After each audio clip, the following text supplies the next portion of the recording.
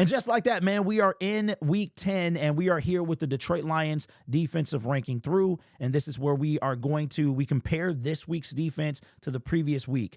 Now we are in week 10. The Detroit Lions are coming off of week 9. So that's where we have the graphic is going to be week 9. Unfortunately, I did not save the graphic from last week, so I don't have it to compare to, but I will link at the end of this video, the video from last week. So if you want to see the graphic, you can compare it yourself. But this is the way that it's going to go this week. Now, you guys got to bear with me, man. I'm not feeling well. I did cancel my trip to Washington. I did that this morning outside of the 24-hour period. So I did get some credits, I hope, to some flight credits. And also they're cutting down 10% of the flights. So I don't know if mine would have got delayed anyway. Better to just avoid all of that. Now, it feels like I have COVID. I've had COVID twice before. It feels a little different from a cold, but it hasn't affected my appetite, my taste or smell, but it feels like I do have it. I did test negative yesterday. I'm going to test again tomorrow and see how I think I saw like a faint line show up a little later, but after 30 minutes, you can't trust the test. So I will be here. We will be doing the live stream watch party and all the stuff that comes with it. We'll be doing that on this Sunday. I think we have a 4:25 game, so it'll be later in the day. So come out and hang out with us. So what we're going to do again is since we don't have last week's graphic, we're just going to focus on this week. And that is the Detroit Lions week 9 defensive rankings heading into week 10. The total yards, which is defense, they remain the same, which is 8th. So this is now the 5th time out of 8 games that the Detroit Lions have remained in the top 10 in total defense. And they've been in the top 10, I want to say, for 3 consecutive weeks now. Don't quote me on that. Allowing 294.8 yards per game. Passing yards, they actually went up. They're 12th, up 4 spots, allowing 200.3 yards per game. Rushing took a big dive here. Aaron Jones was having a day. He actually went out with less than 100 yards. I think if he would have stayed in, man, he would have probably got over 100. But we still are allowing under 100 yards per game. So we are now 10th, down 6 spots at 94.5 yards per game. Sacks actually are now 2nd. There's a big jump, a big gap between the first team, and they play tonight against the Los Angeles Raiders. That would be the Denver Broncos. They are sitting at 40. We have 28, up 3 spots. As you can see there, 28. Points per game, down 3 spots. We are now 14th and allowing 22.3 yards per game. Now, due to the confusion, somebody in the comment section was like, you should change turnover TD to turnovers so we know what it is. So I added turnover diff, and we remain 5 at +6. Remember, there was a David Montgomery fumble and then a Terrion Arnold, not in this order, but a Terrion Arnold takeaway. So a giveaway and a takeaway balances everything out. So we are not plus or minus. So we remain at +6, which we stay at 5th in the NFL. So the Detroit Lions heading in, this is the 5th time that we've been in the top 10. I think if we can get that points down to top 10, then we could really have something.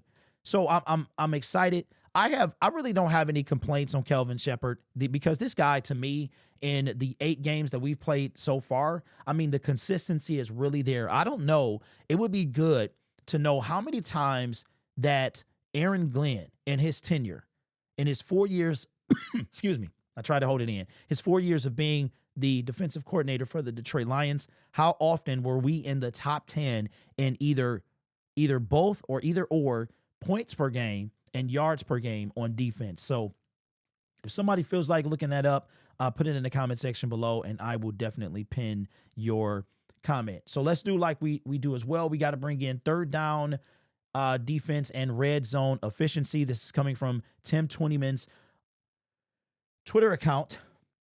Now you can see here where it says that we are tied for 6 in takeaways because it's probably 2 teams that are 5th, but according to ESPN, we are number 5 on that list. So I just go with what they have. Third down defense, it says that we are 37.1%, which is 13th. And then our red zone efficiency is 21st.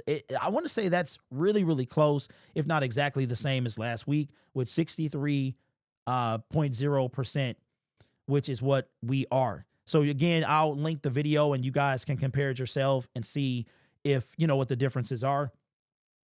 But this is a game. I hate to say it because it seems like that it's an arrogant statement, but it's really not, man. But this is a get right game, right? The Washington Commanders are terrible. We'll go over that tomorrow.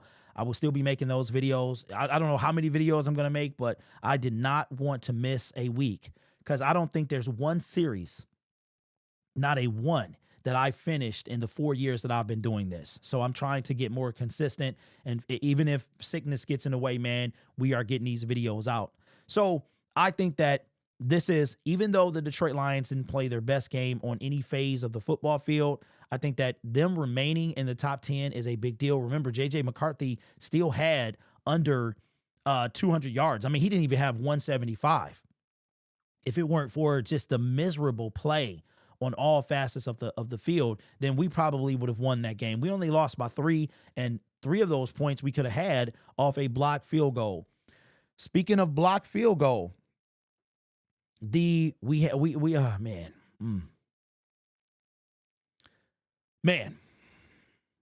the NFL world lost someone today. Marshawn Kneeland, the defensive end for the Dallas Cowboys, you guys have heard the news already, was actually died of a self-inflicted gunshot wound. He was 24 years old. He seemed like that he was going through something, and he let his family know, he let his girlfriend know that he wanted to end it all, and he did just that, and that is unfortunate, man. So I will say, if there is anyone that I've had my fair share of people going through it, and if there's anybody going through it, man, don't be afraid to say anything. And as a person who has had experience with this, with myself and people in my family, very, very, very close to me, it is something that you don't want to. Don't be afraid to ask for help. Don't be afraid. Don't be afraid to get help. Don't be afraid. I don't know how many adults deal with peer pressure. I'm not saying he did, but don't be afraid. And of course, parents with your children and with your loved ones, right? All of us, stay connected. Stay connected. Check on people, and do whatever you have to do to get them help. Like I said, I had an experience very close to me. As a matter of fact, it was this summer. And you know, you might have your thoughts, and I don't want to get any type of political or anything like that, but we are all imperfect individuals, right? And, you know, whatever you believe in is what you believe in. But one thing you can't say is that we're perfect. And because of that lack of perfection, we go through it. Our brains are not what they could be. Sometimes you might need a little outside help. And I know for me in my situation, the person that is part of my family was able to get the help that they need, and it involves some medicine, and they are completely different. There are some things that run in the family, and didn't really have a choice as to what they inherited.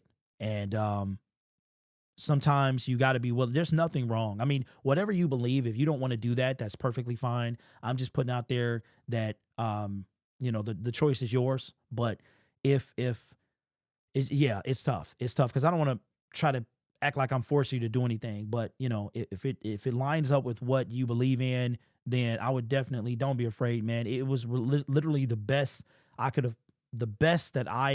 have been done. Is the difference is night and day. Needed that extra push, that balance. Sometimes we're out of balance, and we need to find that balance. So Marshawn Kneeland, 24 years old,